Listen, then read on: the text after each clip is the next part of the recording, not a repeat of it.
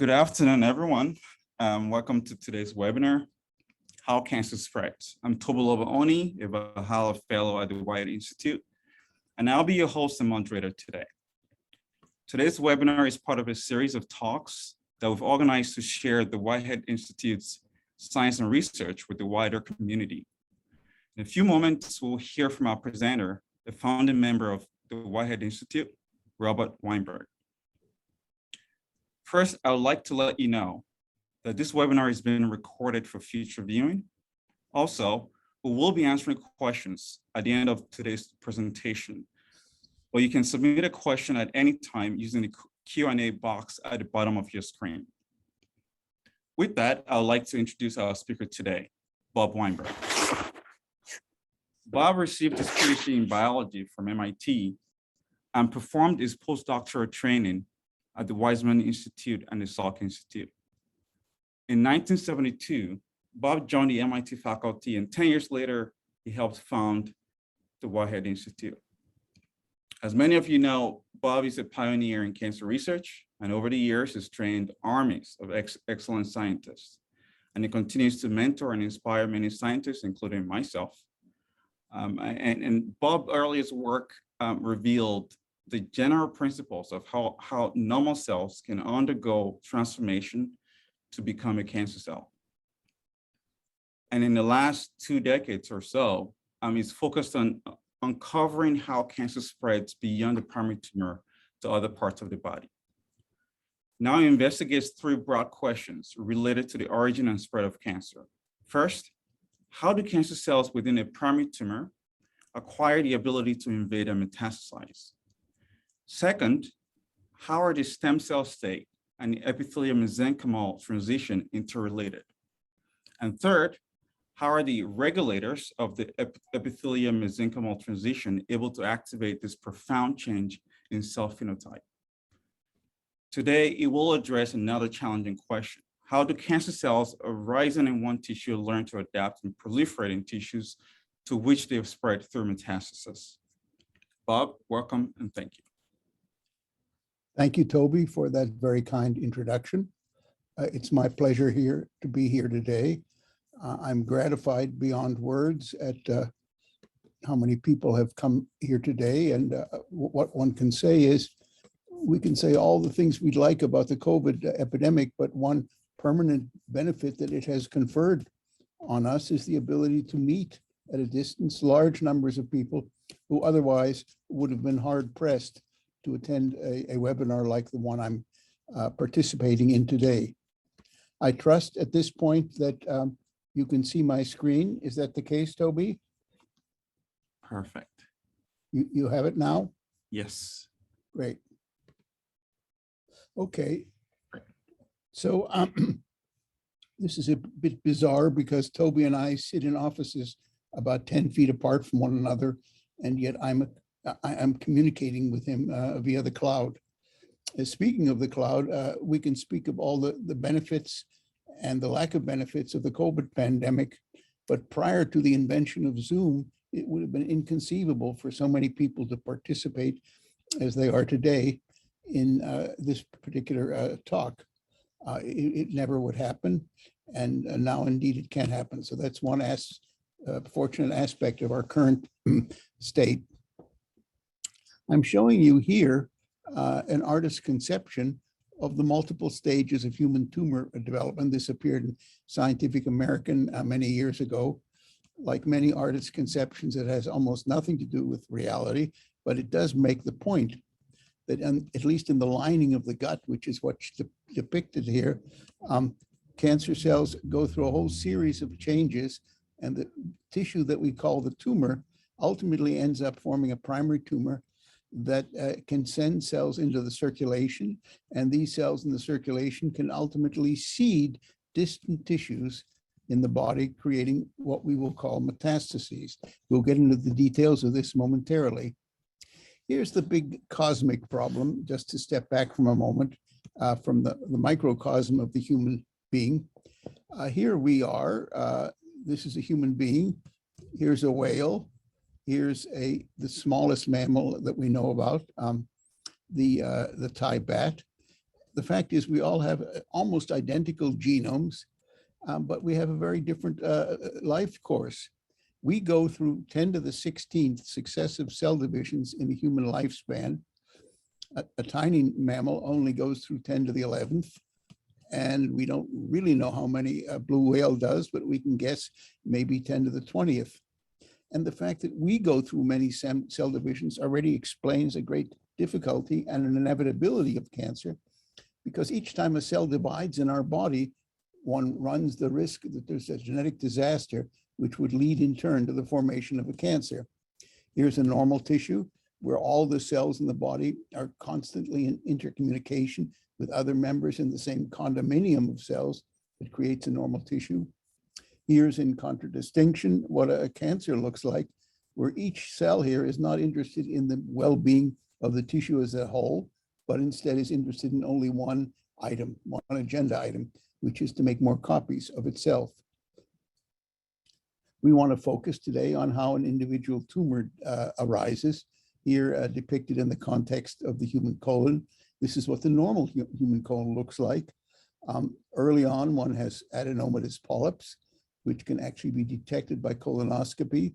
These can eventually evolve to all kinds of adenomas, which can be readily detected and removed. But if left unremoved, they can eventually become invasive, that is to invade nearby tissues and ultimately to seed metastases in the liver. And it's this last step that we will focus on today in our discussion, this as a consequence of multi-step evolution. In truth, the stepwise evolution of human cancers, carcinomas in this case, occurs not only in the case of the colon, which I've just described in some detail, but as well in a whole series of other kinds of common human cancers, where we see a very close recapitulation of the multiple steps of tumorigenesis that occur within the human body. Each of these steps may take a very long time to occur, and thus, because they take long times to occur, we may reach an old age with none of these multi-step processes ever reaching completion. One can, on the other hand, accelerate these processes. For example, in the lung, one can accelerate these processes so that each step may take only 3 to 5 years instead of 10 or 20 years. Or in the case of the colon, one can accelerate the process by going and eating a McDonald's or Wendy's lunch every day, where each successive steps, and there may be 6 or 8 of them altogether, may take only 2 or 3 years instead of 10 years. And as a consequence, the succession of steps ultimately can lead, with some probability, to the formation of an actual human tumor. Already in 1989, Bert Vogelstein and his colleagues at Johns Hopkins looked at this succession of steps. Here you can see the terms at the bottom, which a pathologist would ascribe to these different tissues, the tissues I've shown you before. And they began to notice that, in fact, as cells move progressively, as they evolve progressively from normalcy to full-fledged malignancy, they began to acquire a series of genetic changes. The genetic changes are indicated here in outline form, but represent mutations in the genomes of cells, which were not only markers of the neoplastic of the cancerous state, but also were ultimately invoked to explain this change. Here I show you this diagram once again, and I actually show you some of the specific genes that underwent what's called somatic mutations. These genes, when they suffer these mutations, push cells from one stage of progression, as it is called, to the next stage. And ultimately, one gets a primary tumor, here's called a carcinoma, and in the end, invasion of metastasis, which we will focus on more today. And these are called genetic changes because they involve changes in the sequence of the DNA that is carried by each of the cells that participates in this multi-step process of cancer formation. Here's an experiment which was undertaken in my own lab already 20 years ago, where one introduced into a normal human cell 5 different mutant genes. And when one did that, one can convert a normal human cell into a tumor cell. Fewer than that would not suffice to create experimentally a human cell. And so this transformation of a normal cell into a cancer cell began to reveal the outlines of how complicated it is to convert a normal human cell into a tumor cell. Why is it so complicated? Simply because our cells and tissues are hardwired to deal with the problem of our going through 10 to the 16th cell divisions in a lifetime, which represents an enormous risk of cancer, which can only be compensated by a complex series of controls within each cell that obstruct and prevent the forward march of cancer. Obviously, these complicated controls do not suffice in all cases, leading to the formation of cancer, which is responsible for roughly 20% of mortality in our current population. So that raises the question, can we understand the whole process of cancer progression, this being this multi-step process here, in terms of a series of distinct mutations, somatic mutations, that is, mutations that afflict the tissue during the course of one's lifetime, rather than being inherited from one's parents. Here's one example, by the way, of a somatic mutation, where in this case, a gene whose sequence was previously GCC in DNA-based terms, GGC, GGT undergoes a change where this G underwent a change to a T. And we've known about this for almost 40 years, this change. And this represents a somatic mutation which converted a normal growth regulating gene into an oncogene, a RAS gene, as you can see here for those of you who can read German. And these somatic mutations indicated here affect critical control nodes within individual cells. Here, I'll show you a schematic of the regulatory circuitry within a given human cell. Here we see the RAS gene, which undergoes deregulation as a consequence of a somatic mutation of the sort I've just showed you here. And what we see here is that there are different subcircuits within a given cell that must undergo deregulation, disruption, by different somatic mutations that ultimately culminate in a cell whose multiple subcircuits have been disrupted, which in turn allows that cell to begin to proliferate uncontrollably. So we can understand primary cancer formation in terms of the deregulation of these multiple subcircuits, which I emphasize are present in all human cells with the exception of red blood cells. Moreover, I would just make a note of that each of these green circles represents a regulatory protein that is encoded by a given gene. And when one of these genes is disrupted by mutation, that creates a short circuit of one sort or another in these subcircuits. And together in aggregate, these changes allow a cell or drive a cell to grow uncontrollably, that is to form a primary tumor.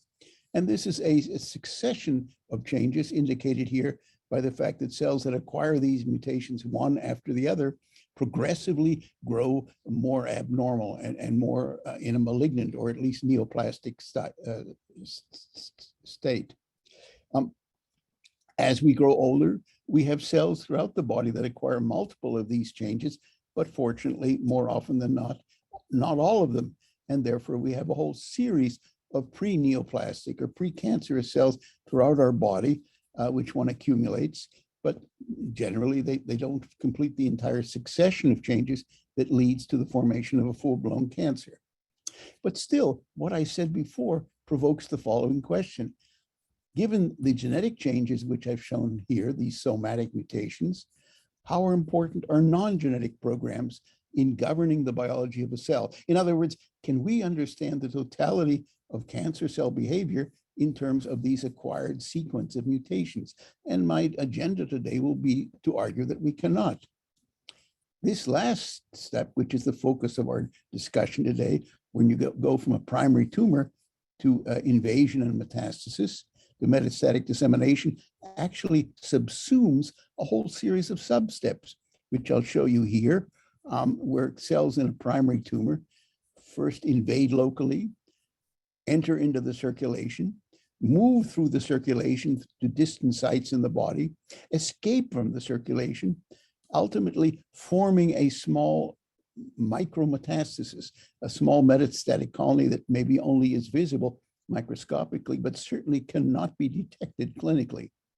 And on rare occasion, this colony will figure out a way of growing in its recently encountered new neighborhood into which it's entered, and begins to proliferate uncontrollably, this being the process of colonization, which ultimately results in the formation of a macroscopic metastasis, a life-threatening metastasis.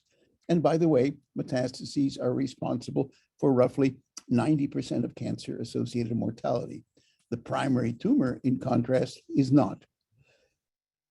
So the question is, how do cancer cells acquire the ability to execute all of these distinct steps?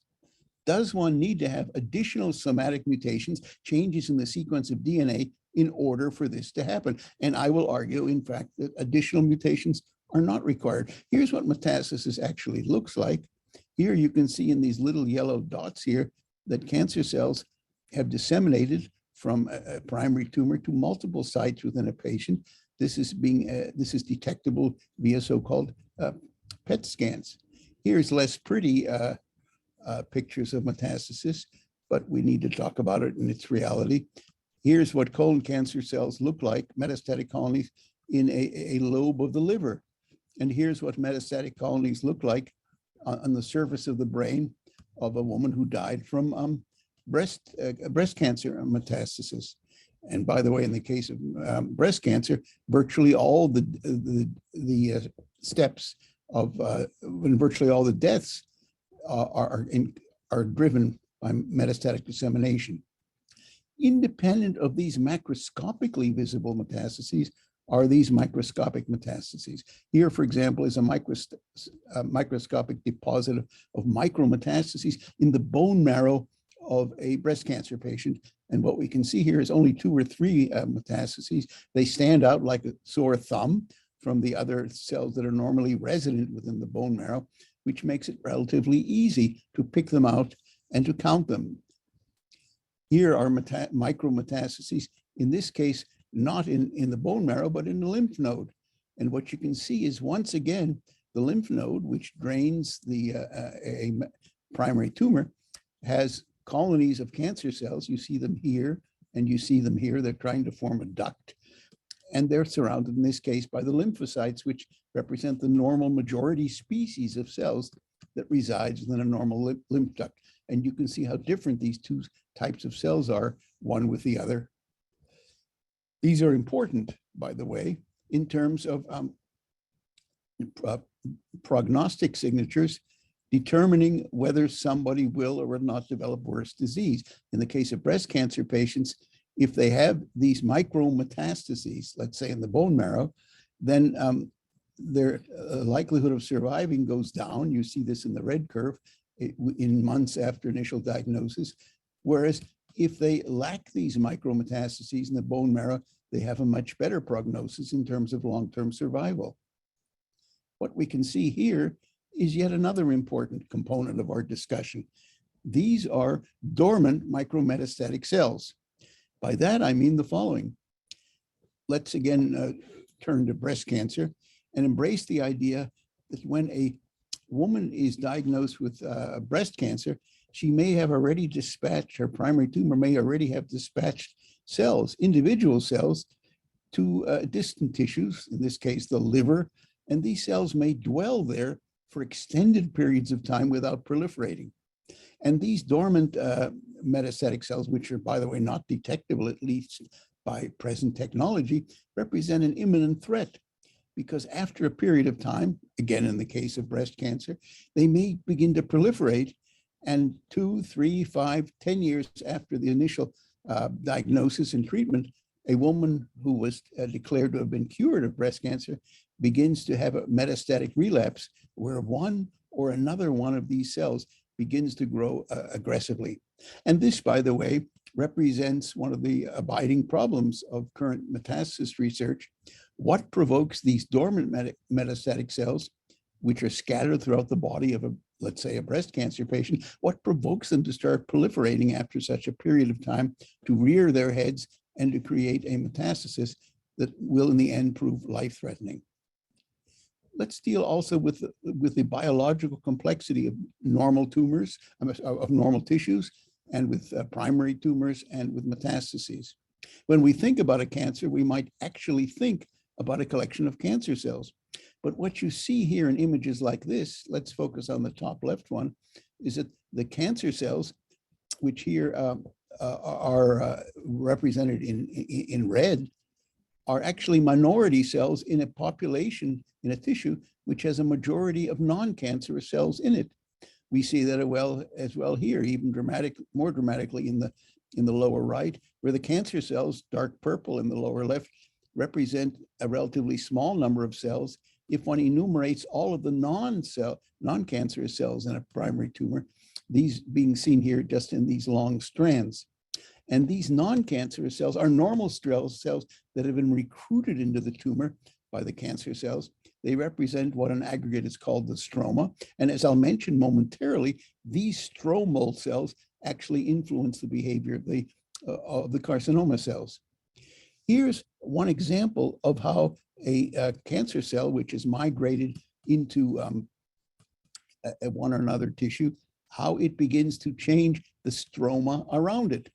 On the right, we see a stromal cell indicated here. It's maybe a fibroblast or a mesenchymal stem cell on the right. On the left, we see a cancer cell itself. And the cancer cell may have attracted the stromal cell of host origin, a normal cell, into the tissue. And once that cell is recruited there, the normal cell will be triggered by the cancer cell to release a series of signals that interact reciprocally back on the cancer cell and induce this cancer cell to undergo a cell biological program, which we will call the EMT. I'll explain that momentarily, which profoundly influences the ability of this cancer cell to grow normally. In fact, will confer on the cancer cell traits of aggressiveness. And so it's not as if the cancer cell decides to be aggressive, as it will, on its own. Instead, it sends out signals to the nearby stromal cell, which signal back reciprocally to impinge on the cancer cell and cause the cancer cell to begin to exhibit high-grade mesenchymal attributes. Here's another way of depicting this. Here we see some human breast cancer cells, and they're red, indicating that they come from an epithelial tissue. Outside, we see the recruited stromal cells, just the nuclei of these blue nuclei of the recruited stromal cells. And here we see the most interesting aspect of this micrograph, because here are a series of green cells that come from the cancer.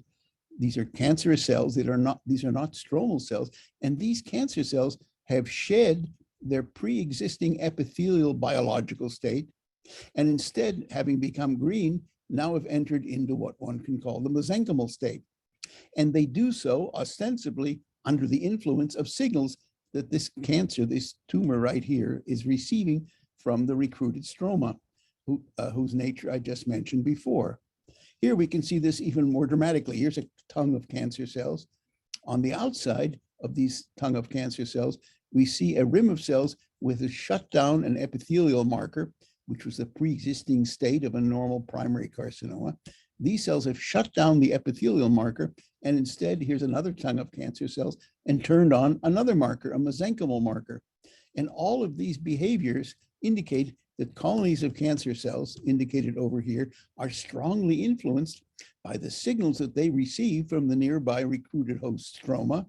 And these stromal cells will induce the cancer cells to shed their pre-existing epithelial biological state, and instead assume a new state, a mesenchymal state, which confers on them powers of great invasiveness and the ability to metastasize.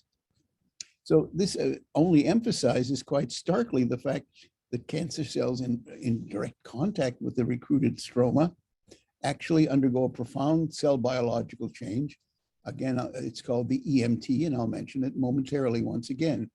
Here we see other examples of the fact that carcinoma cells, seen in this, for example, in panel A, At the edge of the carcinoma cells is an outside rim of these cells, which receives signals from the recruited host stroma, and in response to those signals, undergoes a profound change in its biology. And this can be observed in a whole series of other different cancer cell types, which we will not go into in any detail today. This entire program is called the epithelial mesenchymal transition. I've mentioned it on a number of occasions, when a cell moves from an epithelial to a mesenchymal state. And here I must indicate this was discovered by Elizabeth, aka Betty Hay. And here I must indicate a conflict of interest. This is the program she first discovered. The conflict comes from the fact that Elizabeth Hay, when she was an undergraduate at Smith College, was persuaded by her professor, her biology professor, to go into a biomedical research area, which she ultimately did to discover this program. And that professor was my sister-in-law's father. So there's some kind of familial interest here. So here is the epithelial mesenchymal program that Betty Hay discovered. Cells will undergo a whole series of coordinated changes in their biology when they move from the epithelial state to the mesenchymal state. They will change their shape. They'll change their ability to move. They'll become motile. They'll become invasive. And they will change, they turn on and turn off a whole series of different proteins. So they become entirely different cells. But if you think carefully of what I've been saying until now, it becomes apparent that these cells are shifting from an epithelial to mesenchymal state, not because they've undergone mutations, but because these cells have received contextual signals from the nearby stroma that I mentioned before. And therefore, such a program is often called epigenetic because it represents a change in the biology of a cell, which doesn't depend on changes in the DNA sequence. Here's another manifestation of the EMT program, which begins to reveal its origins. Here's a normal layer of epithelial cells. Out down here in the lower part of this micrograph, the epithelial cells have been scraped away. And so there's the remaining edge of this wound site, and epithelial cells on the edge of a wound site automatically undergo an EMT, as indicated by the darkened cells here. And these darkened cells begin to crawl over the wound site. And if all things go properly, they can cover the wound site. And when they do so, as you can see down here, then they will revert via the reverse of this program, which is sometimes called the mesenchymal epithelial transition, into a normal epithelial state, having then covered up the wound site and removed all traces of there ever having been an EMT or a wound. And this begins to reveal to us that the EMT is a critical part of the wound healing response that one sees in a whole series of different tissues. Here's one cartoon of a wound healing response. This is what happens when you cut your skin.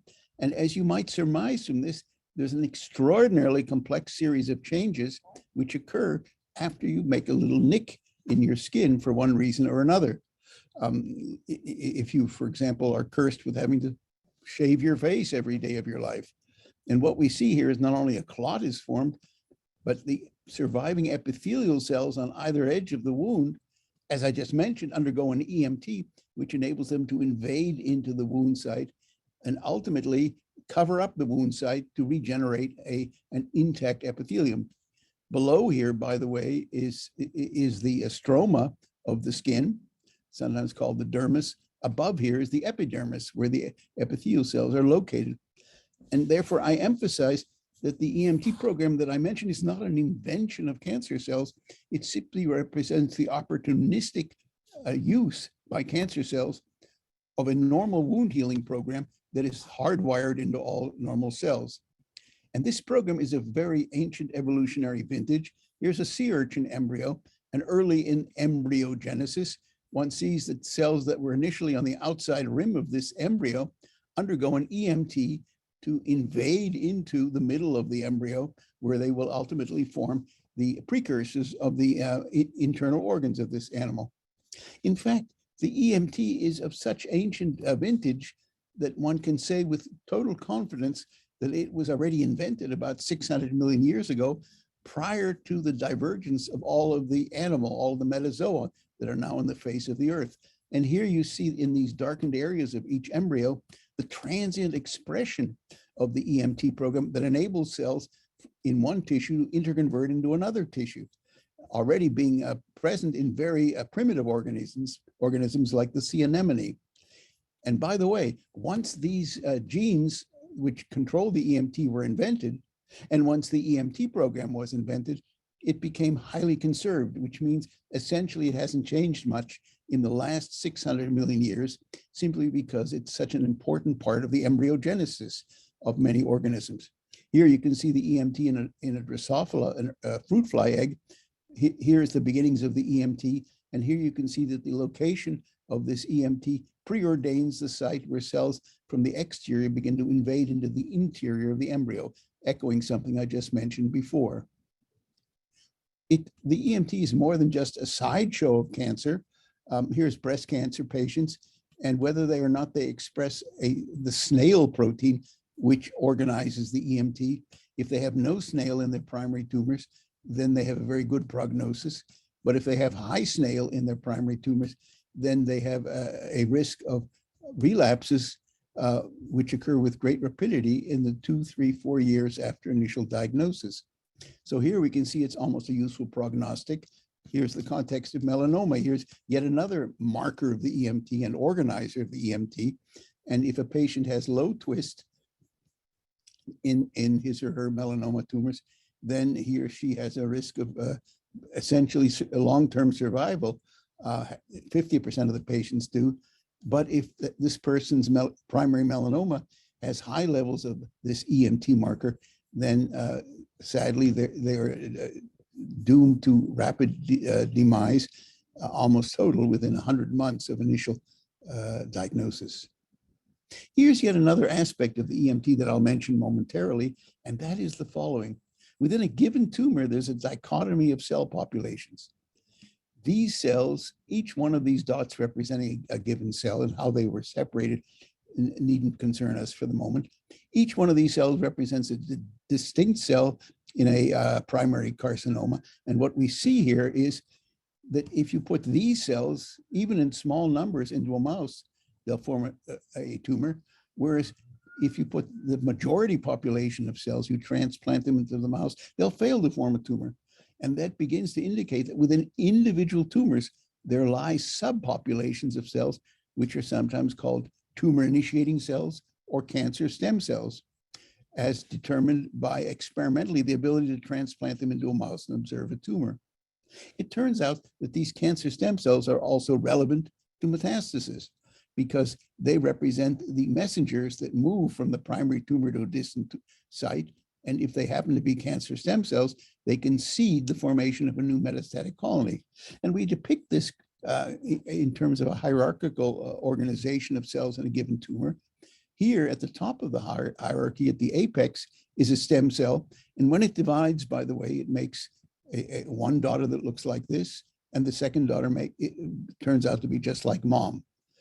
This allows the perpetuation of the stem cell pool. And these cells down here undergo a process of what we can call differentiation. And ultimately, their distant descendants will lose the ability to proliferate and will become highly specialized or differentiated. It turns out that this same hierarchical scheme operates within the context of a tumor where there's a small subpopulation of stem cells, cancer stem cells, tumor-initiating cells that can seed a new tumor, and a large majority population that has lost the ability to do so. So it's not as if all cells in the primary tumor are equal one to the other. Moreover, not only is this self-renewing stem cell relevant to implantation of cancer cells in a mouse, but in addition, it's also relevant to the ability to seed a new metastatic colony. So here is the major problem of metastasis research, as I'll mention in greater detail momentarily. We now really understand with great detail how cancer cells move from the primary tumor to a distant tissue. We called that the invasion metastasis cascade before. And in fact, the EMT program, at least in the case of carcinomas, seems to explain the way by which primary cancer cells can physically translocate from the site of primary tumor formation to distant tissues throughout the body. Is it definitively solved? No, but the outlines of this translocation of this travel are pretty well determined and are now widely accepted. The major big problem in metastasis research is not that. It's why different primary tumor cells from the prostate, the pancreas, the breast, the colon, and of course I could enumerate multiple other ones, each of them tends to form metastases in one or another target organ, as you can see here, where the tendency is indicated by the breadth, by the width of these arrows. Prostate cancers are notoriously known to form tumors in the bone marrow, to a lesser extent in the liver, and on rare occasions in the brain. Breast cancer cells like to form metastases in the breast and frequently in the bone marrow. Pancreatic cancer has similar tropisms, tendencies to form tumors in distant target sites. Most often in the case of pancreatic cancer in the liver, which is also the case for colon cancer. And what we don't really understand in the case of most of these tumors, why do they form these metastatic colonies in distant sites?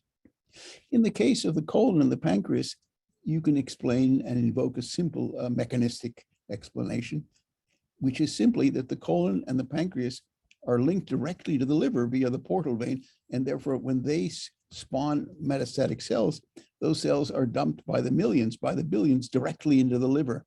And that seems to explain why colon cancer or pancreatic cancer form a lot of metastases in the liver. But that fails to explain totally why prostate cancer tends to metastasize to the bone marrow, and the same can be said for breast cancer. There's no issues of plumbing, the plumbing representing the reasons why pancreatic and colon cancer have a proclivity to form tumors in the liver. Here's one example of how we understand what happens when cancer cells reach one tumor or one destination site or another. And I want to add, by the way, before we get into more detail here, that the reasons why most of these cancers tend to form tumors in one site or another is not because they tend to migrate to that site preferentially, again, excepting pancreatic and colon cancer. We believe that when cancer cells leave a primary tumor, they're scattered to the four winds, to tissues throughout the body, and that the big problem that faces them after they've been scattered is learning how to make a living in what is, in principle, an unfamiliar and potentially hostile tissue microenvironment. And therefore, for example, the reason why prostate cancer cells don't form more metastases in the brain lies in large part from the fact that when prostate cancer cells scattered into the brain by the circulation find themselves in the brain, they have a very hard time adapting to and figuring out how to make a living in the unfamiliar context of the brain. And the same kind of argumentation can be invoked to explain, for example, why the breast cancer cells rarely form tumors, metastases in the brain relative to other sites of dissemination. So here we now begin to confront the issue of why is it that cancer cells from one site of origin are able to make a living, form a living with greater or lesser proclivity in one or another target organ. Here's one example of where we understand a bit of this. Here's a normal bone, the surface of a normal bone. You can see it here in this micrograph, scanning micrograph. And here's an osteoclast. And this osteoclast, this rather ugly cell, is sitting on the surface of the bone and dissolving a whole pocket of the mineralized portion of the bone. You can see that here, the extracellular matrix and the mineralized calcium phosphate that was previously there. Much of it has been digested away. This is not an aberration because osteoclasts are continually chewing up portions of bone and allowing those portions to be regenerated, so that between 5 and 10% of the mineralized bone in our bodies undergoes this kind of turnover every year in order to ensure that it is in good shape to respond to the physical stresses that we impose on our bones during our lifetime. Here's what happens when a cancer cell actually ends up in the context of the bone or the bone marrow, because what it does is the cancer cell, indicated here in gray, begins to put out factors, and these factors, indicated here, whatever their names being irrelevant, in the end proceed to generate the formation of osteoclasts. I showed them in their normal incarnation to the left, and here's an osteoclast, and the osteoclast begins to nibble away at the mineralized bone, indicated here in light yellow, and that dissolution, dissolving the mineralized bone, leads to the release of a whole series of different factors which are nutritive and stimulatory for the cancer cell.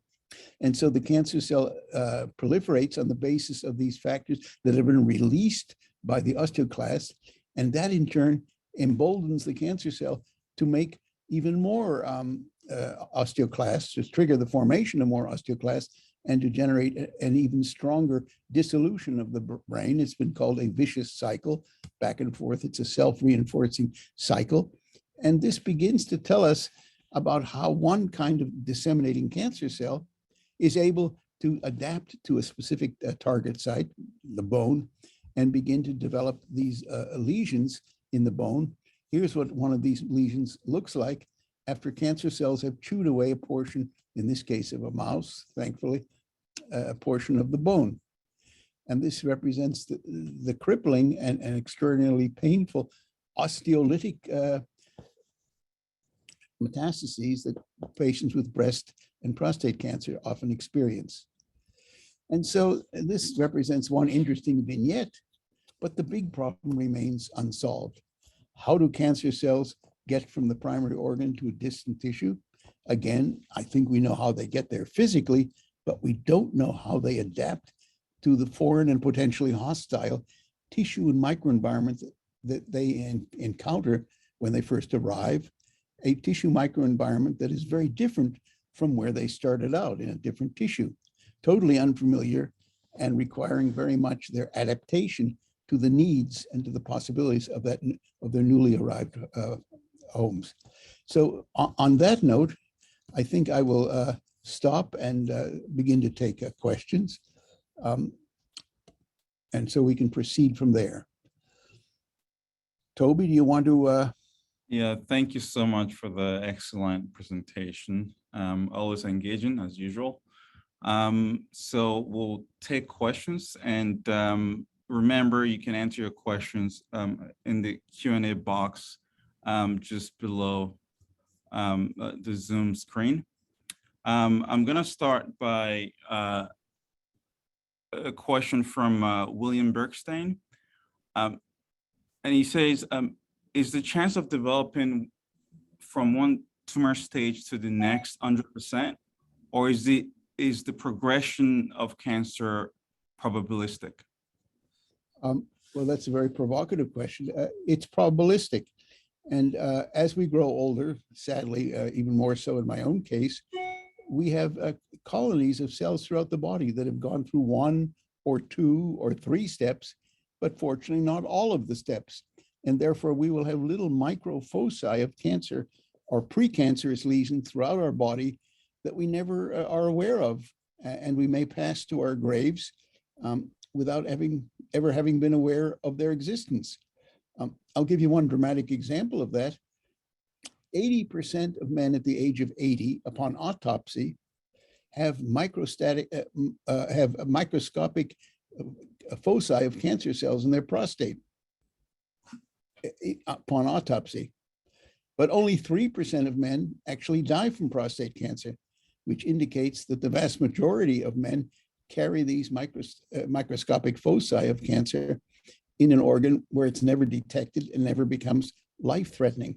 So they've gone through multiple steps of the progression of a cancer, but not all of them, fortunately for them. And they go to their grave not realizing that they had, quote unquote, prostate cancer.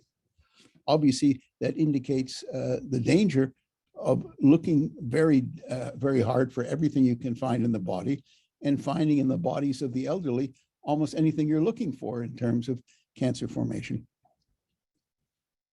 And that actually leads really nicely to his second question. which is that given that there are genetic changes from having normal healthy cells compared to hyperplastic epithelium stage, can we test for those genetic changes to see how far along we are in tumor progression?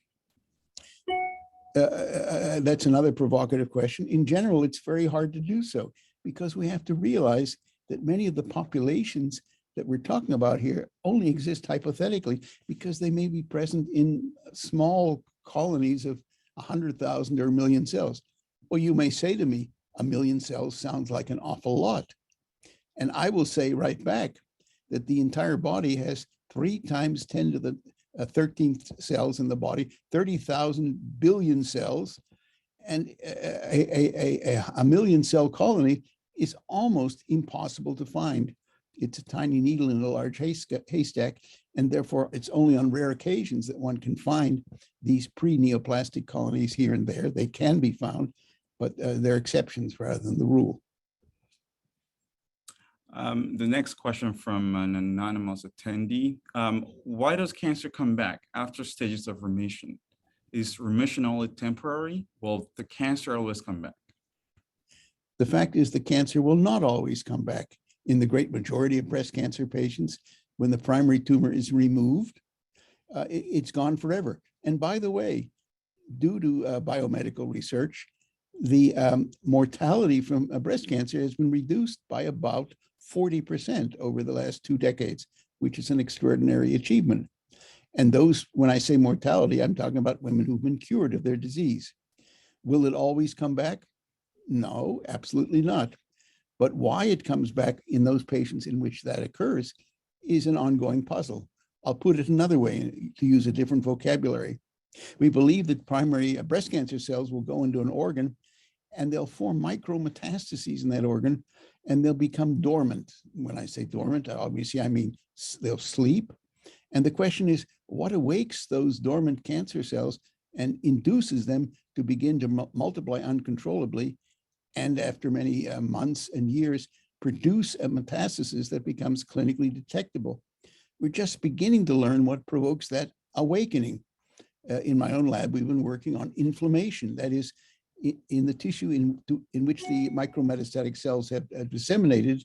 In that tissue, there could be localized inflammation that awakens these sleepers and converts them into aggressive cells that may create a life-threatening metastasis. So that's an area of active research. We still understand relatively little. I think in my own lab, we know one reason why they wake up, but that would hardly be a generalizable conclusion for all kinds of dormant, disseminated cancer cells. And the next question from William, what are the genetic differences between cancer cells that don't produce more cancer cells and cancer stem cells?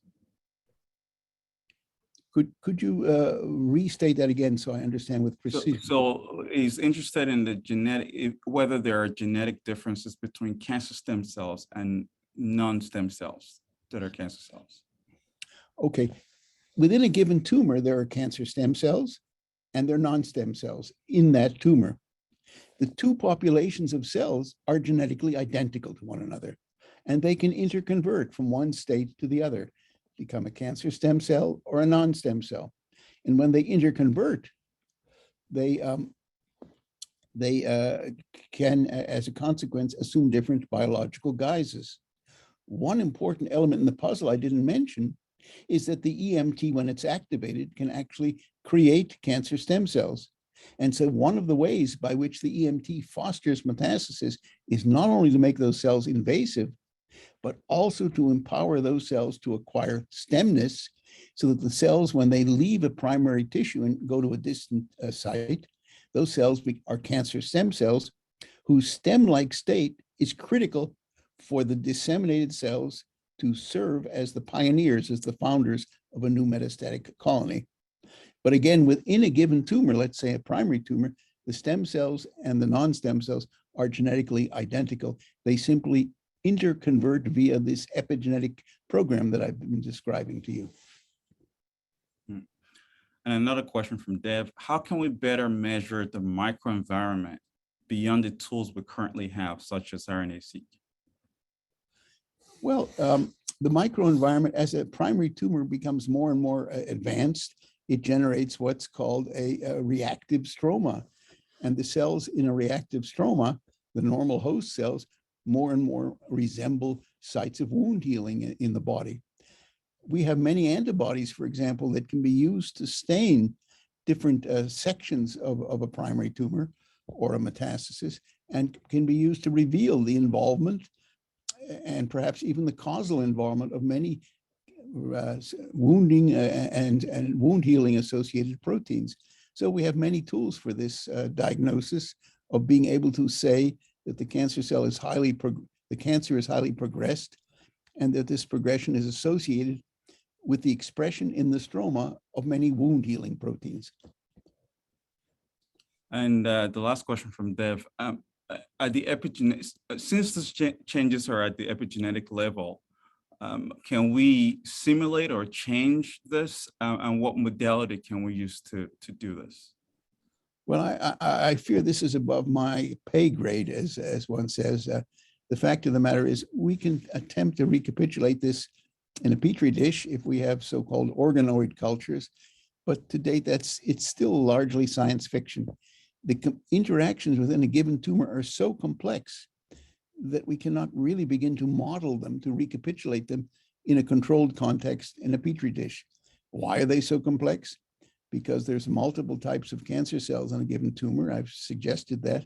And the stroma is inordinately complex with fibroblasts, myofibroblasts, lymphocytes of multiple sorts, myeloid cells. There are at least 10 different stromal cell types which have been recruited into the stroma, many of which intercommunicate with the cancer cells and influence the biology of the cancer cells. So this is still more complicated than we can deal with at this stage of our analysis. And another question from Tina. Could you please kindly elaborate on the osteoblast and EMC relation in a broader context of regenerative implication? Of regenerative implications? Yeah. Well, I don't really know what Tina means by regenerative. All I can say is that the EMT makes cancer stem cells. The stem cells disseminate to a distant tissue, such as the bone marrow. Once they get into the bone marrow, then the cancer cells, to the extent that they undergo a successful adaptation to the bone marrow, can start making a living by triggering the aforementioned dissolution of the mineralized matrix of the bone. I showed that to you in a micrograph. Having said that, the EMT doesn't really explain how they actually adapt to the bone marrow. The EMT only explains how cancer cells move physically from the primary tumor to, let's say, the bone marrow. But once they get there, we don't really understand how they figure out how to make a living in a novel tissue to which they're poorly adapted at the moment of their arrival. And Dr. Mick Tong wants to know what happens in terms of the mechanism of action, as in of EMT, and when can we apply anti-TGF-beta?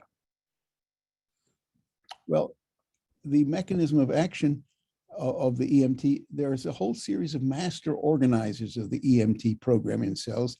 I indicated a number of them in the names that were shown in the PowerPoint, which showed how these different organizers of the EMT are present transiently in different stages of embryonic development in a whole diverse series of animals, including distantly related animals like flies. And we know somewhat what kind of genes are turned on and turned off by these EMT regulating transcription factors, as they're called.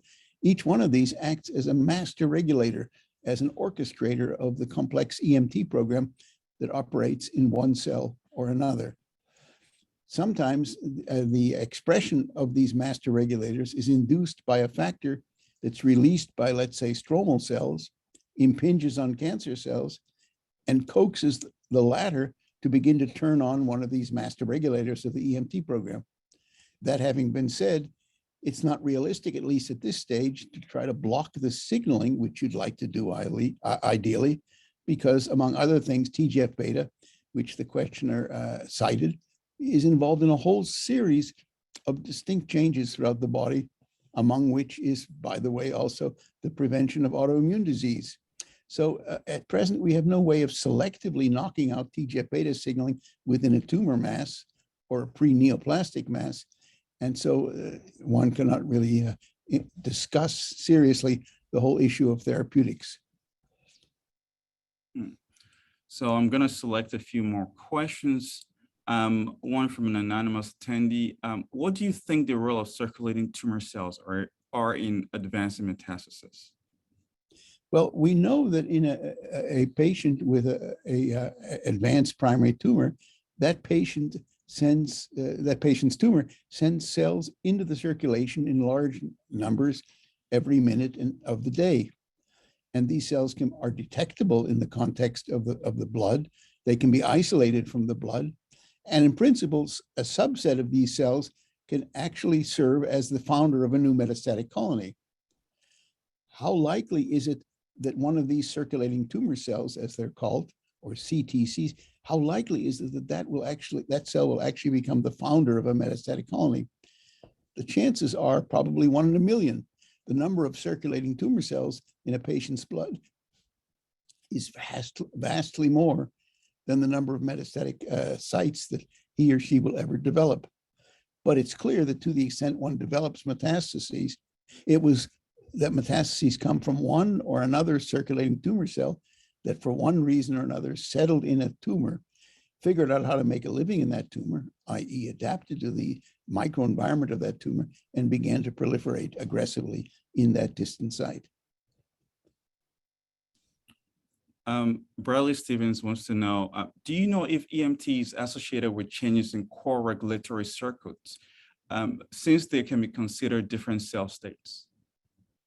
Well, the EMT signals a profound shift in the entire biology of a cell. So when an epithelial cell moves from an epithelial to mesenchymal state, it changes in its metabolism, it changes in its motility, it changes in all manner of biological ways, including its sensitivity or insensitivity to apoptosis, programmed cell death, and including its sensitivity to elimination by various therapeutic drugs.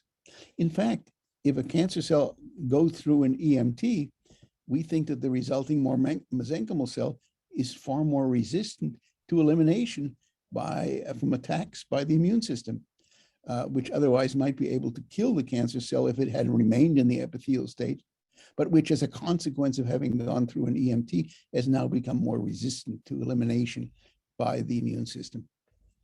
I don't know whether that directly responds to that patient's question, that questioner, that participant's question, excuse me. Oh, that was pretty good.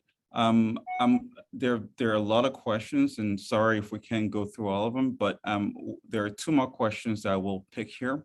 One is, what do we know about how to inhibit or kill cancer stem cells?